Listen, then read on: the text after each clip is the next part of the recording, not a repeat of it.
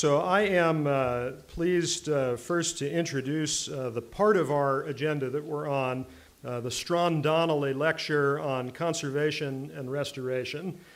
We had one of the best possible introductions of Strachan by having Brooke here to talk about the Center for Humans and Nature, this work that Strachan has propelled forward and a core part of his legacy.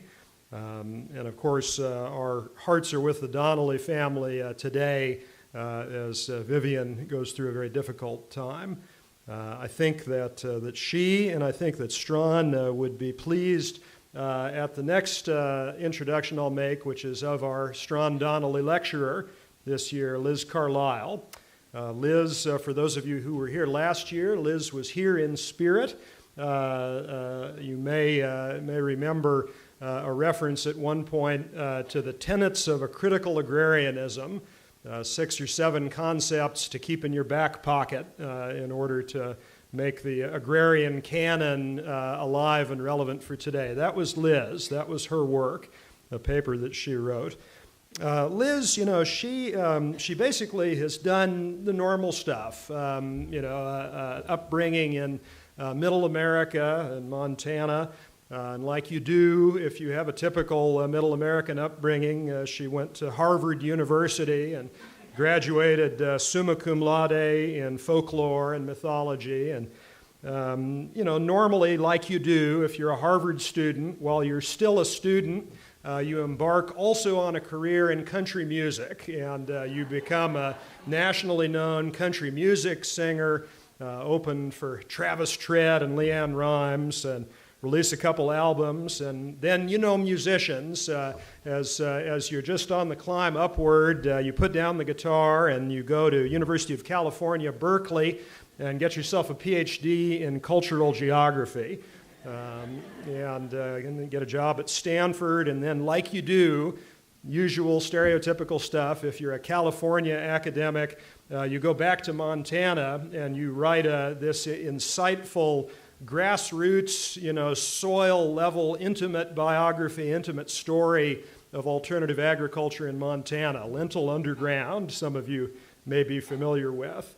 And then maybe the only thing that's typical in this story is you come to Prairie Festival on a stage that's made for people like you here. So Liz Carlisle, yeah.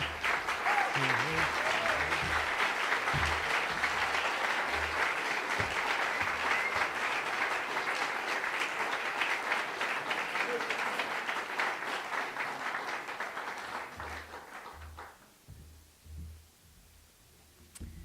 Thank you so much, Fred. Thank you to the Land Institute. Thanks to all of you who are convened here and all of you who have shared your struggles and your dreams and your wisdom. I am so deeply honored to be here. It is anything but typical to have the privilege to participate in a conversation such as this one that I think really has the promise of being adequate to the questions that we all have. And it's just my great, great pleasure to be here with you all. My question actually in that last session was, how can I respond to my struggles with the candor and grace of the Silphium breeder at the Land Institute? And I think we should applaud that one.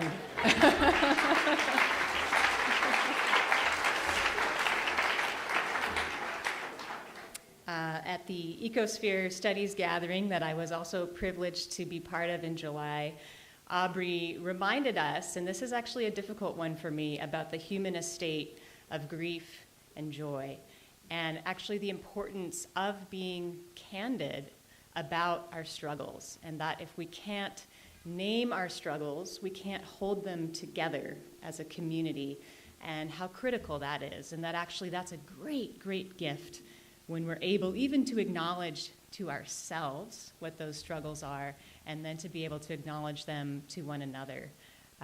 So I am really grateful. I think that actually helped helped the tone of everything that's happened up here, just for people to be so candid about the process of struggle.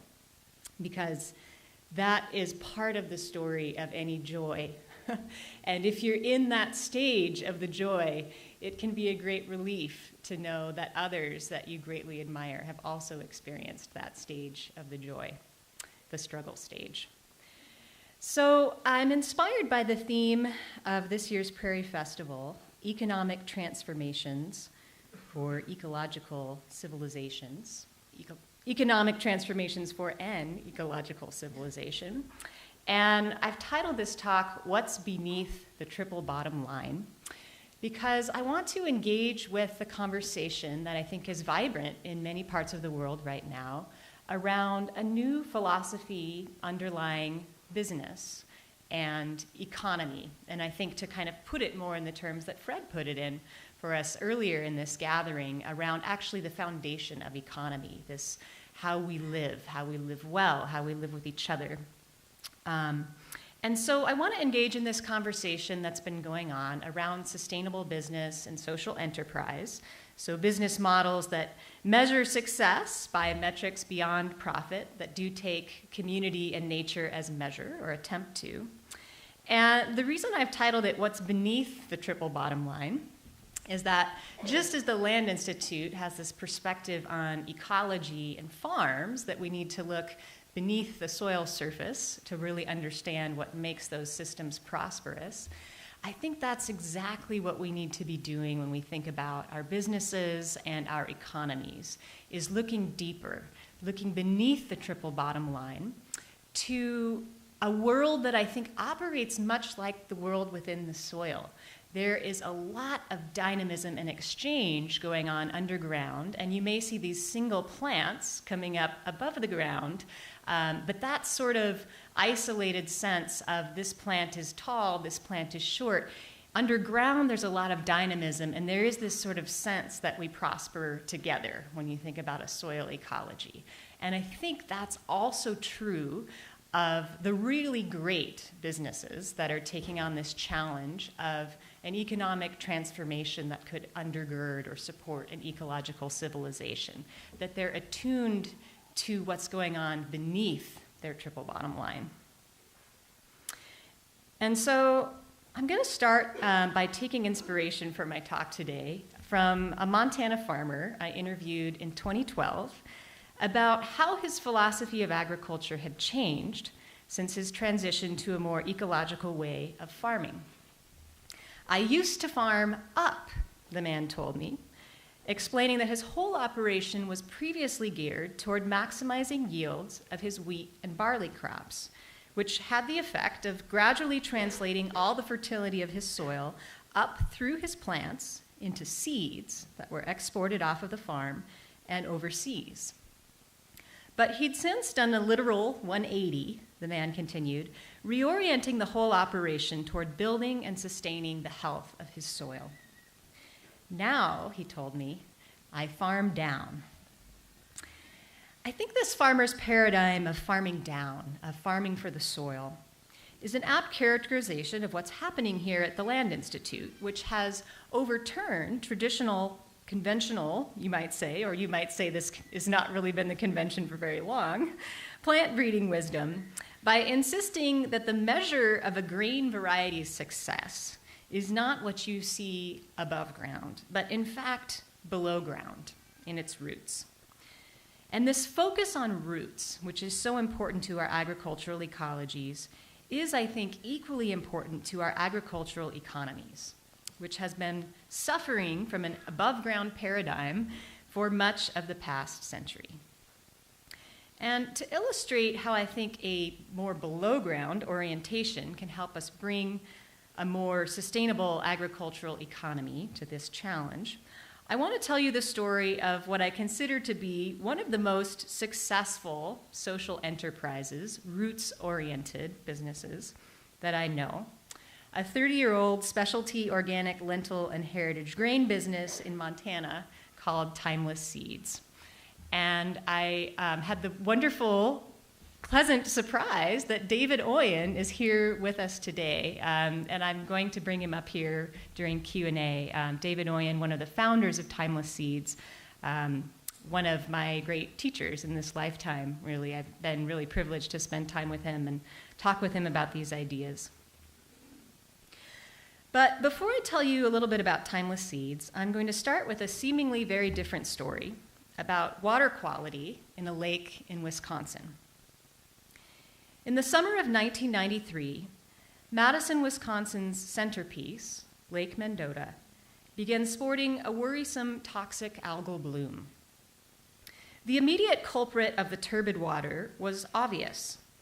Unusually heavy summer rains had pummeled the upper Midwest that year, eroding sediment from Madison's construction sites into the city's largest lake.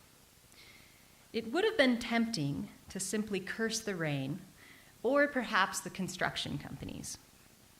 But Wisconsinites had the good sense to dig deeper. Although the dramatic rains of 1993 had pushed Lake Mendota and its algae past a tipping point, the real cause of the toxic bloom was the slow, gradual buildup of phosphorus in the lake sediment and catchment soils. The gradual buildup of phosphorus had been occurring over several decades as increasingly intensive industrial agriculture relied ever more heavily on synthetic fertilizers, which ran off into the watershed and eventually made their way to the lake. It was not one construction site, nor one storm, that caused the transformation of Lake Mendota. Rather, it was the small, continual actions of thousands of farmers structured by the shifting political economy of a global food system. Stephen Carpenter, an ecologist at the University of Wisconsin who studied Lake Mendota and its woes, termed these underlying drivers of transition slow variables, urging policymakers and land managers to target them in their interventions rather than just the one rainstorm, the one construction company. This term has now become a central concept for ecological research geared towards sustainability and resilience, pushing scientists to understand social ecological systems at their most fundamental and structural levels, rather than simply observing and treating symptoms.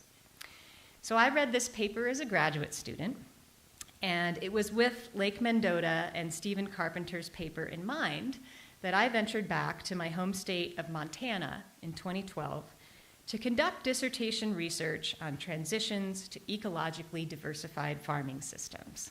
So I wanted to understand the slow variables in these transitions. What was really moving the needle? As I arrived in central Montana in May to begin my fieldwork, farmers were already expressing concerns about the unusually hot, dry weather. By June, people were using the word drought, and by July, they were using the word emergency. I kept an eye on the USDA map of federally declared disaster areas that summer, watching the red zone, it was in a red color, of drought slowly creep across the middle of the country. By the end of that growing season, 2012, 71% of the US was colored red. It was the worst drought for many since the Dust Bowl. The drought was the primary topic of conversation in rural Montana that summer, and the comments I overheard at local cafes and gas stations didn't give me much hope for a productive field season. Many folks had already given up on harvesting a crop and were preparing to file for crop insurance damages. I worried that I'd have to wait for next year to learn anything about the diversified organic farming systems I'd come here to study. But when I got out into the field to look at these diversified organic farms, I was pleasantly surprised. The crops were clearly a little stressed, but they weren't withering. By August, the difference between these farms and their neighbors was nothing less than astonishing. The neighbors, by and large, had lost much of their crop. But my collaborators? When the harvest was over and all the crops were in the bin, the farmers I had been collaborating with estimated that they'd gotten only about 40% of their typical annual moisture in 2012, but still realized about 80% of their typical yields. So my somewhat exploratory study about these diversified organic farming systems and the slow variables that allowed them to be had suddenly focused itself around a very particular question. How had these farmers weathered the drought? What was the slow variable in their resilience? As with the rainstorm and the construction runoff that transformed Lake Mendota, the surface layer of this explanation was in plain sight. My farmer collaborators had weathered the 2012 drought because they had healthier soil. As you could easily see by picking up a handful of it, my collaborators' soil was very high in organic matter, the fraction of soil that is alive or that used to be. Microscopic organisms, both dead and living, decomposing crop residue, last season's decaying leaves. Proportionally speaking, this organic matter is a minor part of topsoil. So if you had 10%, that would be considered a lot. But in terms of soil function, there's arguably nothing more important. Organic matter holds nutrients and releases them slowly, boosting crop yields and preventing excess nitrogen or phosphorus from leaching into the surrounding environment. As researchers have just recently begun to understand, soil organic matter also holds vast quantities of carbon, sequestering what would otherwise add to the greenhouse gas problem in our atmosphere. And, as I saw in dramatic fashion in 2012, soil organic matter also holds water, storing moisture that can become critical during dry seasons and droughts while improving resilience to floods. Fortunately, soil organic matter is not only critically important to agriculture and climate resilience, it's also the fraction of soil that is most sensitive to human management. Farmers can disrupt this soil food web through overly intensive tillage or starve out some of its members by failing to adequately rotate crops, feeding the microbes a diverse diet. But farmers can also build up soil organic matter by feeding soil microbes with organic matter like compost, mulch, roots, living roots from soil-building crops or perennial plants that stay in the ground for multiple years. Or if they have livestock, farmers can enhance organic matter by strategically moving their animals around in patterns that mimic the historical grazing behavior of animals like bison or caribou. These are exactly the things that my collaborators, ecologically diversified organic farmers, were doing. So it made sense that they had higher soil organic matter and were able to store moisture in their soil that helped them ride out the drought. At one level, I had my answer. Soil organic matter equals resilience. But I wasn't sure that was actually the deepest level of the slow variable here because I had another question, which was what allowed these farmers to transition to diversified organic farming systems in the first place? Many of their neighbors hadn't. So what allowed these farmers to do it? Clearly, there was another layer of explanation here, which leads me to the story of Timeless Seeds, a business founded by 4 Montana farmers in 1987. These farmers wanted to transition their chemically supported grain farms to ecological organic production. They wanted to build their soil organic matter. They wanted to build farms based on a healthy soil and energy from the sun. And they recognized that this would require diversifying their crop rotation, both to break up weed and disease cycles and also to provide nitrogen fertility from something other than a chemical. After trialing a few different legumes, crops which can fix nitrogen, pull it from the atmosphere, work with bacteria in the soil to transform that nitrogen into plant-available form, the 4 friends zeroed in on chickpeas, dry peas, and lentils as suitable rotation crops for their climate. But throughout this whole journey trialing legumes, there was one really big problem, which was that there was nowhere to sell them. So the 4 farmers founded Timeless Seeds, initially for their own crops, to clean, package, and market the crops they knew they needed to grow to have healthy farms that didn't depend on chemicals and that didn't depend on the whole agricultural industrial complex along the supply chain. But then eventually, they began to source these crops from their neighbors as well.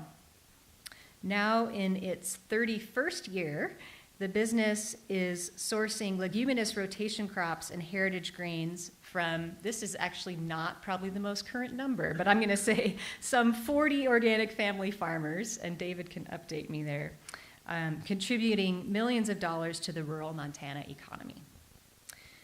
So this was really interesting to me because I am in these conversations around social enterprise and sustainable business, and clearly this was a part of what was allowing farmers to transition, is they had this market that was aligned with their values because it was farmers who wanted to be able to grow ecological crops that created this market.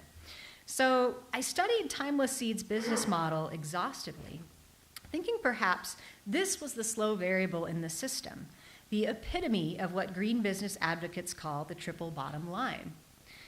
This phrase was coined in 1994 by entrepreneur John Elkington, who was tired of hearing fellow business people argue that social and environmental responsibility were all well and good, but they had to look out for their bottom line, by which, of course, they meant profit. Profit, Elkington argued, was only one dimension of a successful business and its bottom line.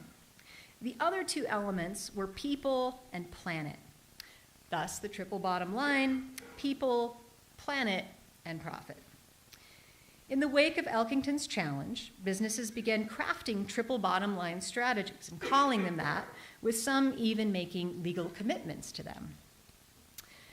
I saw that Timeless Seeds was clearly focused on people and planet in addition to profit, and that prompted me to ask whether they might have sort of cracked the code of how to embed this kind of triple bottom line philosophy into their operations. Might this company have figured out how to perfectly integrate social, environmental, and economic value into its very business model? And then if we replicated business models like this across the country or even the world, might we then transform the food system? Might we then transform the economy? Well, not quite.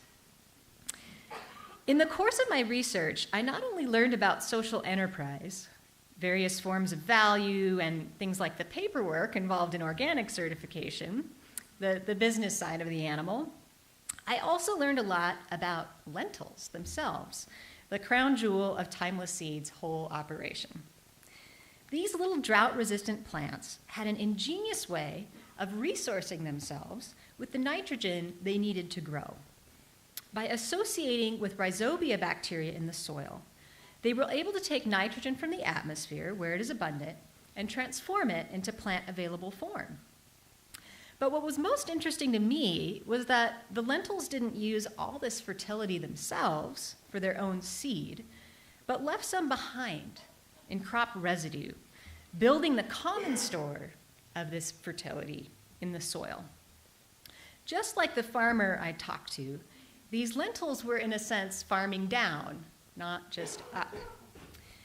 And what I found was that farming down, not up, was equally characteristic of the company that was cleaning and marketing these lentils, Timeless Seeds.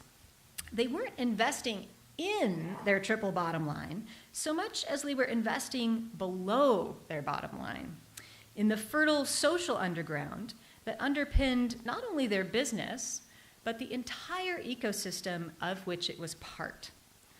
They invested in equipment and infrastructure. They invested in knowledge, and they invested in a social movement. So the most obvious of these investments were the ones in equipment and infrastructure. And the story of how Timeless Seeds acquired a processing facility demonstrates a lot about the nature of the company. Its four founders, capital-poor farmers with no previous business history, found an abandoned elevator that they could lease for about $40,000 and went to the local bank in Conrad, Montana, to ask for a loan. They had a customer ready to purchase 300,000 pounds of product, they explained, and they were interested in some modest financing for their organic lentil company. The banker had two questions. What's organic? And what's a lentil?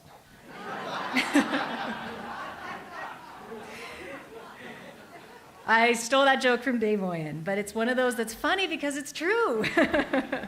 The 4 farmers walked out empty-handed, having been told that theirs wasn't a viable business, essentially. It was 1994, and none of them had a computer, let alone a platform like Kickstarter or GoFundMe. But they crowdfunded their processing plant anyway, the old-fashioned way, by literally knocking on people's doors, their friends and family members. And I think this was a key moment, actually, in crystallizing what this company was about. Because as they explained what it meant to become a shareholder, some people were familiar with the idea of a farmers cooperative, that you would pool your harvest and that this would be something farmers would go in on together for mutual economic benefit. But they were asking people who weren't farmers, actually, and this was a sort of bigger sense of what it would mean to share in this venture. So they explained that this wasn't about sharing in monetary profits. It wasn't sort of your typical signing on to be a shareholder and asking, what are the returns going to be in 2 years, 3 years, 5 years in terms of monetary return. It was an investment in a healthier, more sustainable food system, an act of food citizenship that anyone living on this planet has an interest in. And they really made good on this. As Timeless continued to build their infrastructure, they also continued to share it. For example, with a fair trade heirloom rice company founded by a Montanan who had been in the Peace Corps in the Philippines, and with a small company producing cornbread and pancake mix from heirloom organic corn. So they understood that their infrastructure came from a community, and they used that infrastructure on behalf of a community. And farmers in the Timeless network, people who were growing for this market, also shared equipment. For the most part, they could use a lot of the equipment they'd used for grain, but there are some things that are different with lentils. For example, they're very short plants, and they're difficult to pick up, so people often had different headers for their combines, and people shared these things, and people shared information about these things. So along the way, and this is the other of these 3 really important components of how I think Timeless invested in the social underground, they freely shared knowledge, both within and outside the network of growers who were actually supplying Timeless, who were actually sending their lentils to the plant. They gave tours of their facility to others interested in starting regional food businesses. They offered advice on equipment and taught each other how to use it. People from all over the state called with questions about lentil agronomy, and the Timeless founders thought nothing of driving several hours to walk through something like seed spacing, planting depth, inoculation with bacteria, the rhizobia, which was unfamiliar to a lot of farmers who had previously never worked with legumes. And then at the end of the summer, the Timeless folks would be back to help these folks that they'd talked to, helping them figure out the right time to harvest their lentils, and that's also tricky. They never mature uniformly, so they're a little tricky to assess. Some are ready early, some are not quite yet ready. And I saw this when I was doing my research, that the Timeless folks were always traveling, helping, neighboring. Field visits to Timeless growers could be understood as a pragmatic investment in the crop. But the company's founders and staff frequently performed these consultation services outside their grower network, including with farmers who were not organic, who were thinking about converting, or who wanted to take that step of adding some of their own fertility biologically. And perhaps the most critical way in which the Timeless founders invested in the common knowledge base underlying diversified organic agriculture in the region was through a decade-long farmer science initiative called the Farm Improvement Club program, similar in many ways to the Practical Farmers of Iowa, which some of you may be familiar with. The Timeless founders helped initiate this program through a nonprofit they were heavily involved in called the Alternative Energy Resource Organization, or AERO. Timeless founders David Owen and Jim Barngrover spent long hours in Aero Ag Task Force meetings helping to dream up this program, helping to hire its director, Nancy Matheson, And then, over the program's 10-year run, they participated in numerous of these clubs, which performed variety trials, investigated methods of ecological weed management, fine-tuned crop rotations.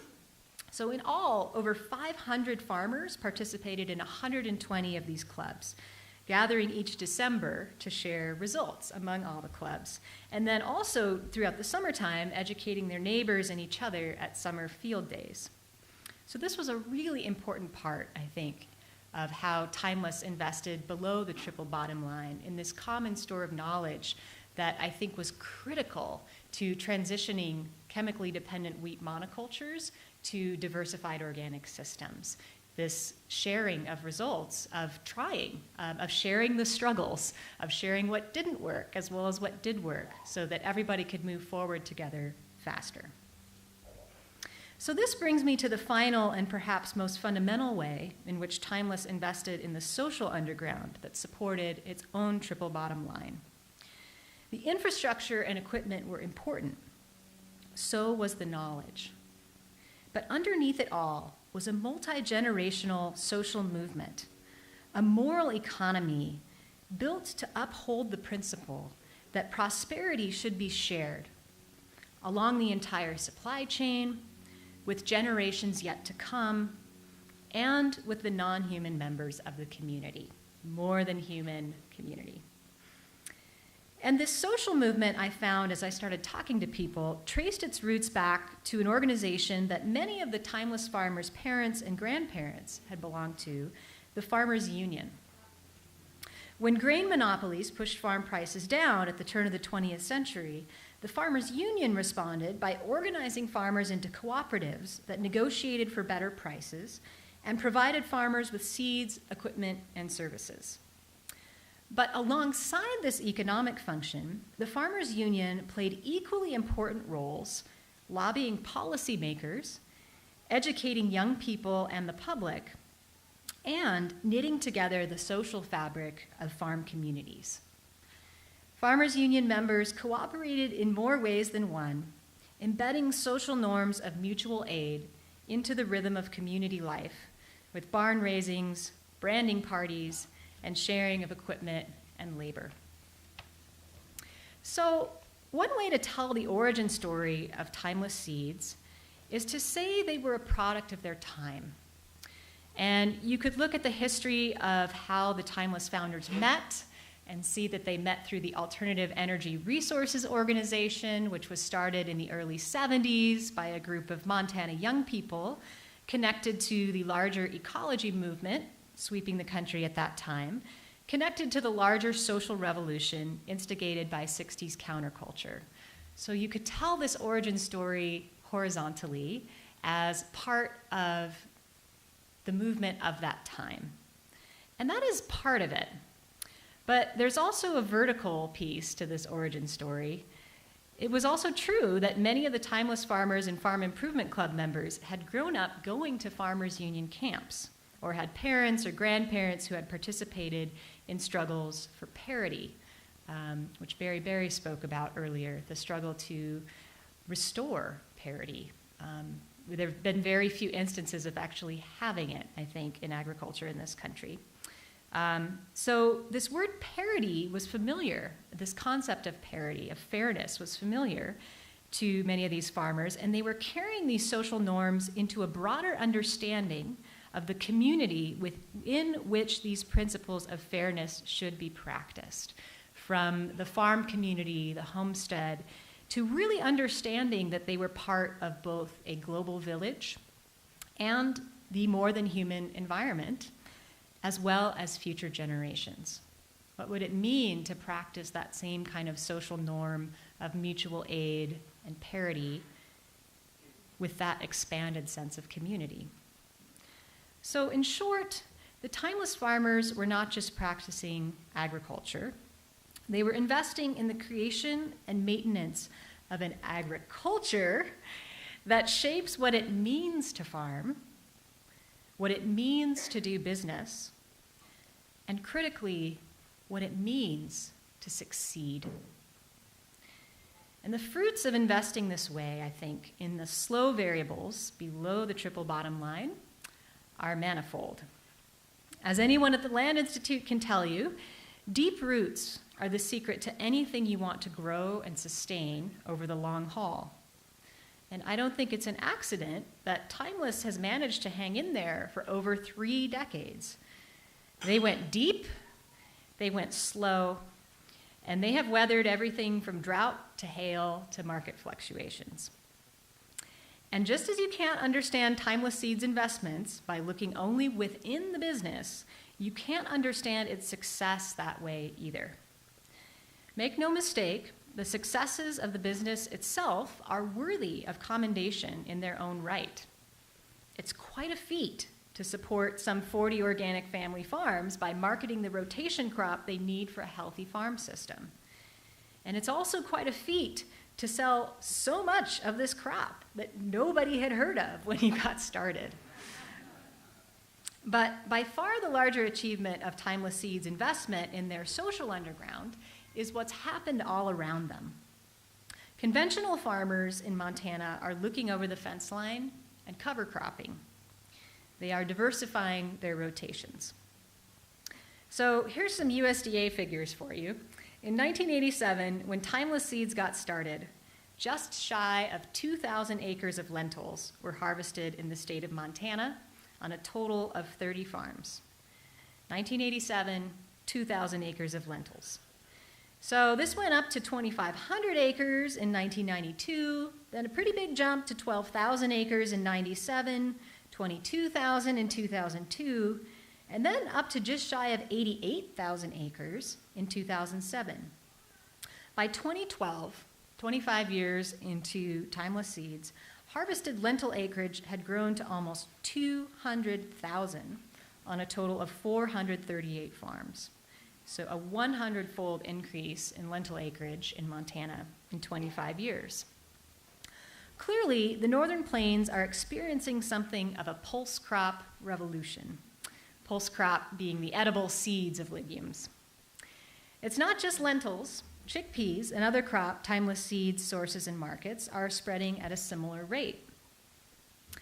I've often heard this monumental shift explained as a function of markets and demand. People sometimes call it the hummus revolution.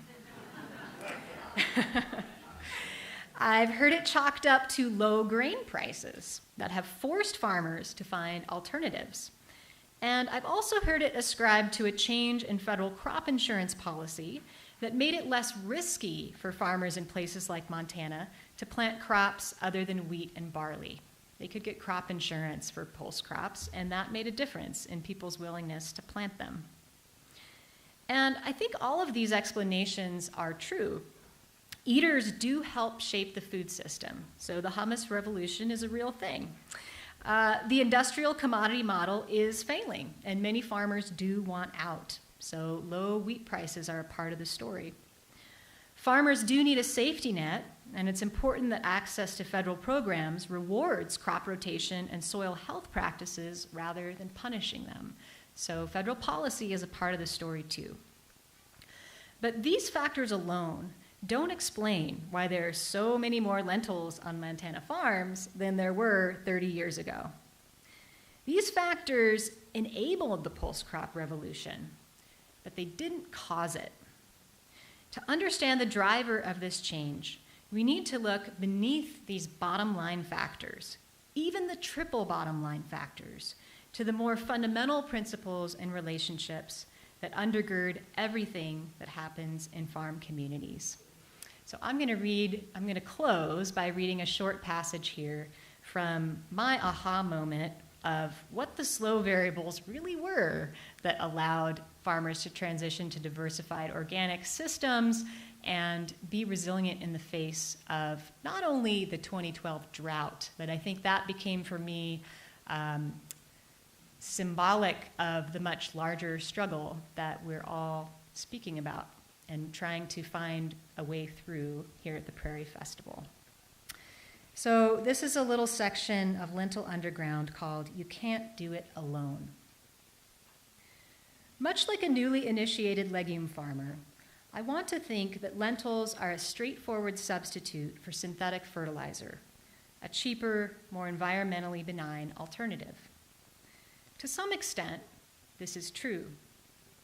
But if that was really all there was to it, there would be no lentil underground, just a smattering of savvy growers rationally applying plant-based nitrogen instead of expensive ammonium nitrate.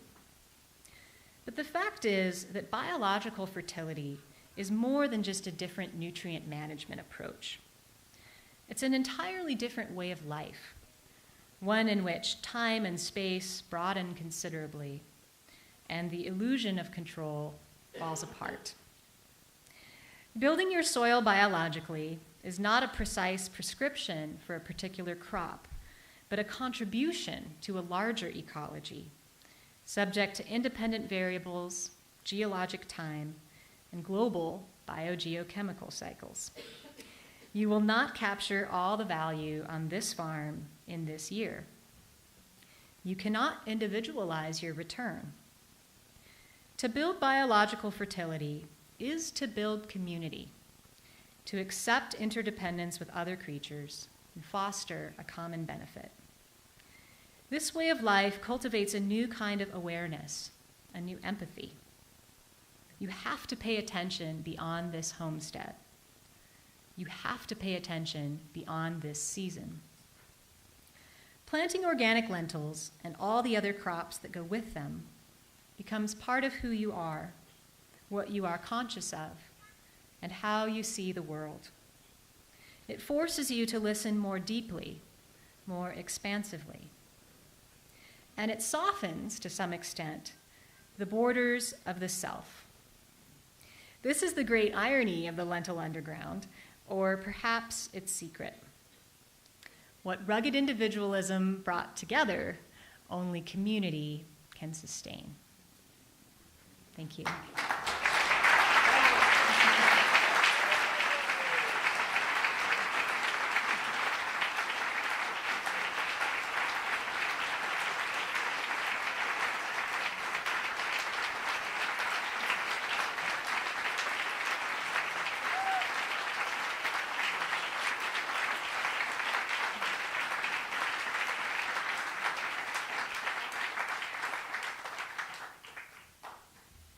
Thank you so much. And I'm happy to take any questions. And I also promised, well, promise is maybe not quite the right word. I also warned David Owen that I would point him out at this point if you have questions for him.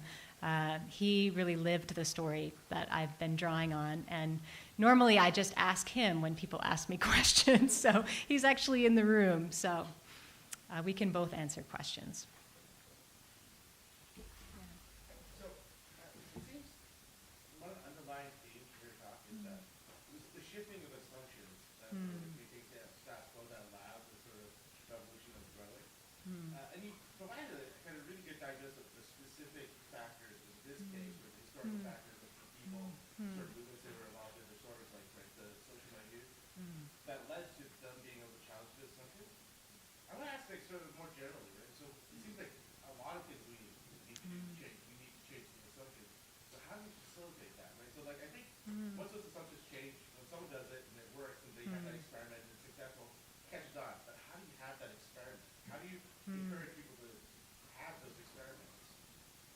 Yeah, so that was a great question about how do you encourage people to have these kinds of experiments of alternatives, and how do you even get to the point of questioning assumptions and moving forward according to a different paradigm. That's a really difficult question to answer. I try, as an educator, I really appreciate everything that Aubrey has shared during this gathering and at Ecosphere Studies in July, and also not just in specific gatherings in places, but also that she's bringing out into the world through publications and emails and staying in touch with all of us about the importance of education, not as sort of the banking model of education. For those of you maybe familiar with Paulo Freire's work and the critique of, well dried up, no longer relevant, kind of overly didactic models. But making spaces for people to acknowledge what are the big questions and how are we going to move forward on them. So I think that's a really big piece of it, is what are the spaces of learning that we're making in our society, not just within educational institutions, but how can the whole world be a learning space, and breaking down those boundaries between now we're in the classroom, now we're in the world. I mean, any of you who teach, you probably cringe when you hear this phrase, what about the real world, right? As though our classrooms are not also the real world. So we need to have these spaces for transformative learning, and then I think we can't walk away from the fact that that power is a huge piece of the problem, and learning can help us understand how we need to come together to become more powerful as humanity, putting human needs above, interests that are hoarding and plundering. So the education is an important piece of it, but then there is just this need, I think, to organize, to take back power, in many cases to take back land. That's an important, you have to have land in order to be doing any of these things, and that is often the first barrier for many people. A lot of amazing stories about people working to reclaim land in relation to land. So I think it is just having the chance to do an experiment like this. Sometimes there's a lot of work that goes into that. Yeah.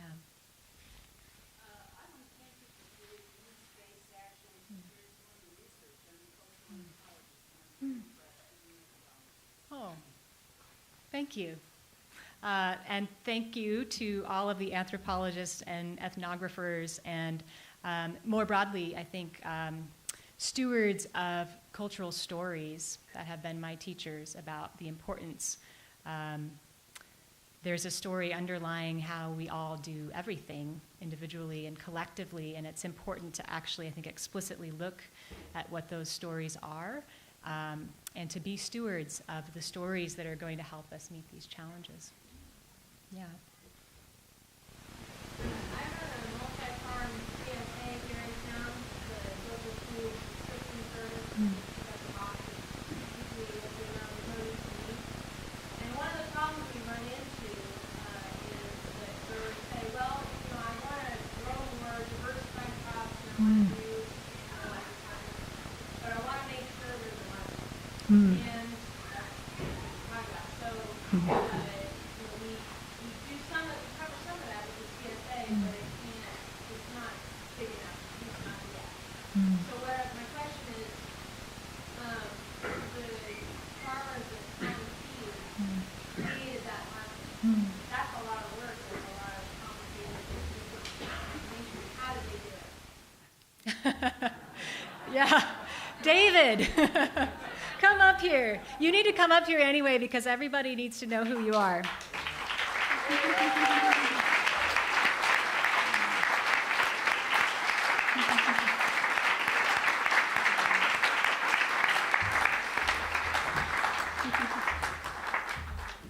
Nice job, presentation.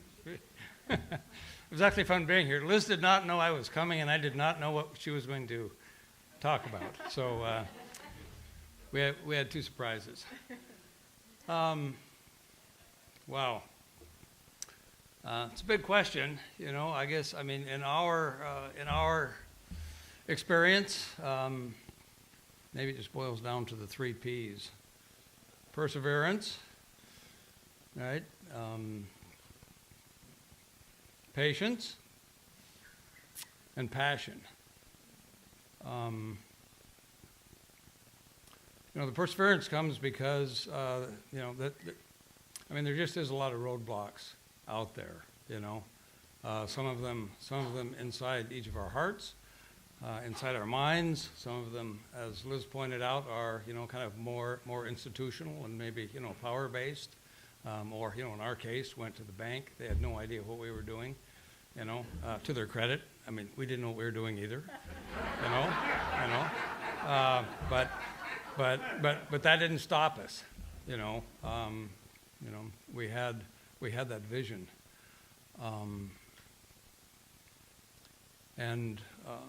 Taylor Keene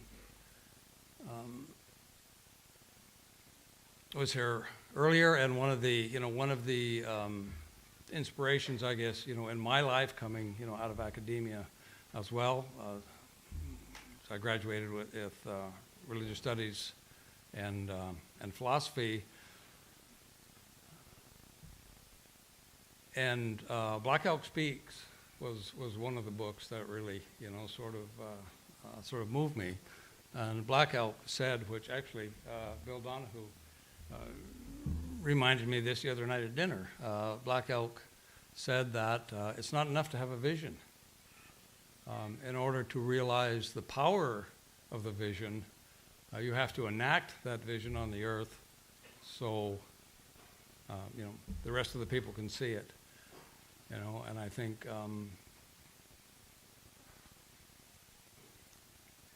that's kind of, that's just a fact of life, especially when it's trying to, create an enterprise that's successful, create a business, that there's just a lot of hard work involved, on the earth every day, day after day. And then the patience, I think Brandon talked about that yesterday. It's like, it ain't going to happen overnight. It's going to take days, weeks, months. It's going to take years to do it, Yep. And the passion, you have the passion because, you started the impossible probably. Yeah. And you haven't given up. I wonder if having a very specific product, in my case, that's basically food involved. Hmm. And, the growers wanting to grow something, it's not, oh, we're going to do Right. and I wonder if being able to market that is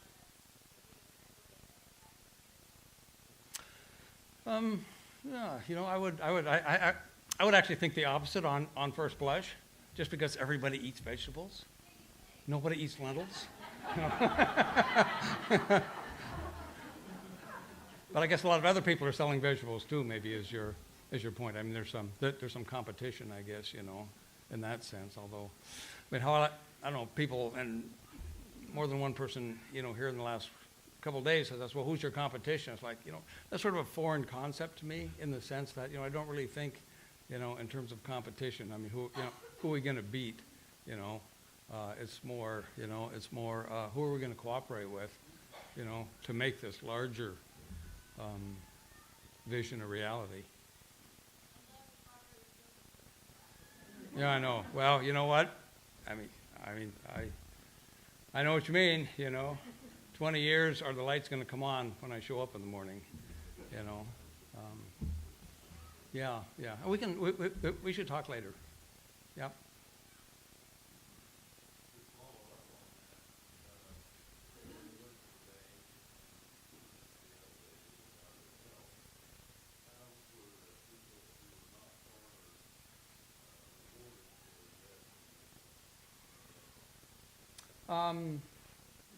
Financially, they have not been rewarded yet, actually. One of our longest and largest supporters was an organic farmer who said some point along the line, I was organic before I knew what the word was. I mean, he was basically doing this, back in the 40s and 50s. Never stopped doing it. And he said, I never thought you guys would make it a year, right? And yet, he invested a lot of money. I mean, the real answer to the question is that, their investment was made not for return on the monetary investment. Their investment was changing the paradigm, basically, of the food system. I call our shareholders the Friends, Family, and Fools Club, right? The Fools part is the money part, The Friends part, and the family part. The Friends part is the fact that, we literally all were friends, but we were also, friendly toward a different paradigm, And the family part is that's why we do what we do, all right, is the next generation, the 7 generations down the road.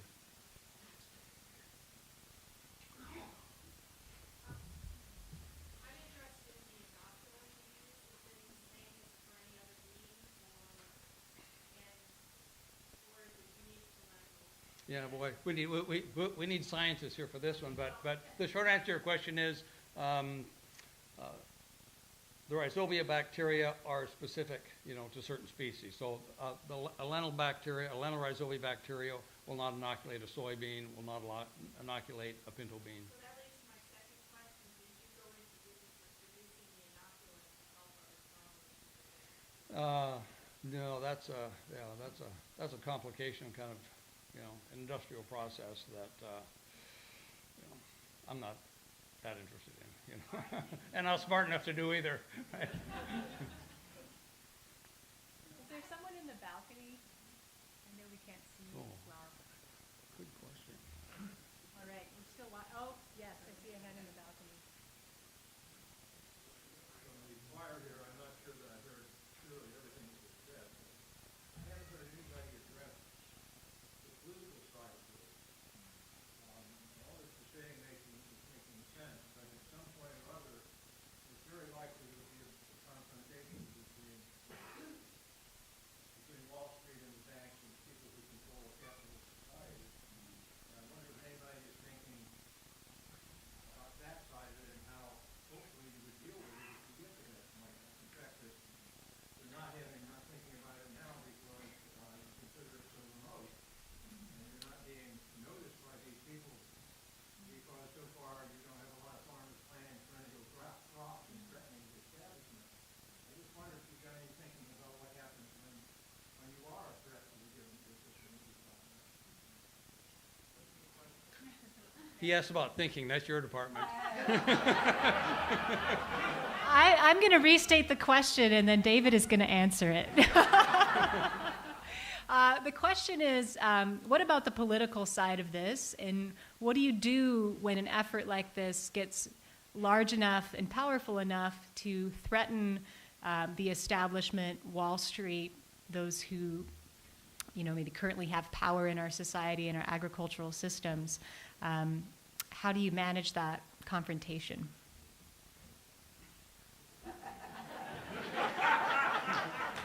She's bad. I'm going to come at this from a little different angle, maybe. It's interesting that the business started with 3 friends and myself on my farm. Okay, I mean, we were all sort of leftover leftist hippies coming out of the ecological movement, the civil rights movement, and so forth. Our current grower base was pretty much hit it on the spot, about 45. Those farmers comprise the entire spectrum, the entire political spectrum, which was a bit of a surprise to me, and something I actually kind of didn't totally appreciate or think about until Liz picked up on it in her book. I mean, literally, and we've got libertarians, we've got Trumpsters, we've got, all the way to Bernie Sanders folks and beyond, actually.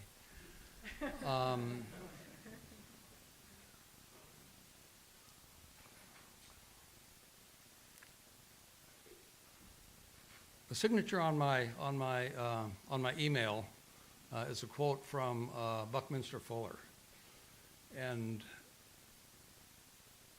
his quote is something like, "To change something, you never fight the existing reality. To change things, you need to create a new model that makes the old model obsolete." Yeah.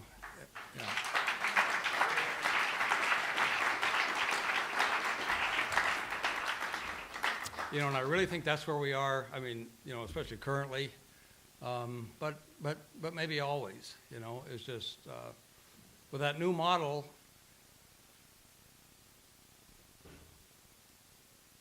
Once it sort of reaches that point of not being